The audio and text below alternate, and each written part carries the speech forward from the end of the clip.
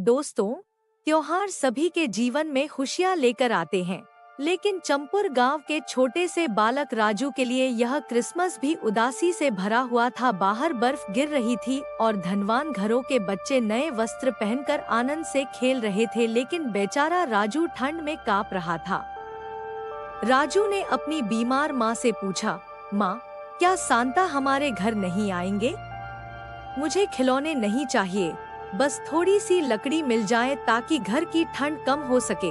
माँ ने खांसते हुए उत्तर दिया, बेटा, सांता उनके पास आते हैं जिनका हृदय धनवान होता है, अब तुम सो जाओ।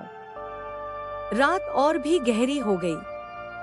तभी अचानक जंगल की ओर से एक जोरदार आवाज आई, धड़ाम।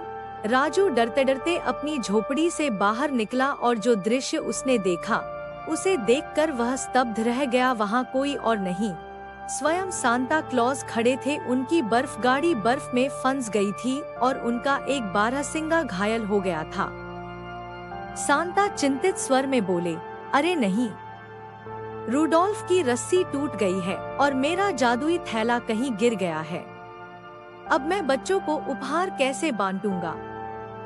राजू हिम्मत जुटाकर उनके पास गया और बोला, बाबा, क्या मैं आपकी सहायता कर सकता हूँ? राजू ने अपनी परवाह किए बिना अपना पुराना मफलर उतारकर घायल बारहसिंगे के पैर पर बांध दिया। फिर अपने ठंडे हाथों से बर्फ हटाकर सांता का लाल थैला खोज निकाला। सांता की आंखों में आंसू आ गए। उन्होंने कहा, तुमने मेरी सहायता की जबकि तुम्हें स्वयं ठंड लग रही है। राजू मुस्कुराकर बोला, मेरी माँ कहती है कि दूसरों की सहायता करने से हृदय गर्म रहता है। यह लीजिए आपका थैला।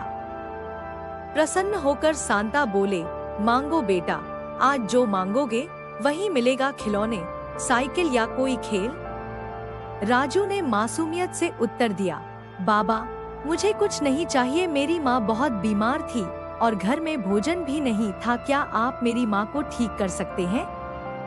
सांता ने मुस्कुराते हुए अपनी जादुई छड़ी घुमाई। एक स्वर्णिम प्रकाश राजू की झोपड़ी की ओर फैल गया। उन्होंने कहा, तुम्हारी ईमानदारी ही तुम्हारा सबसे बड़ा उपहार है। अब घर जाओ।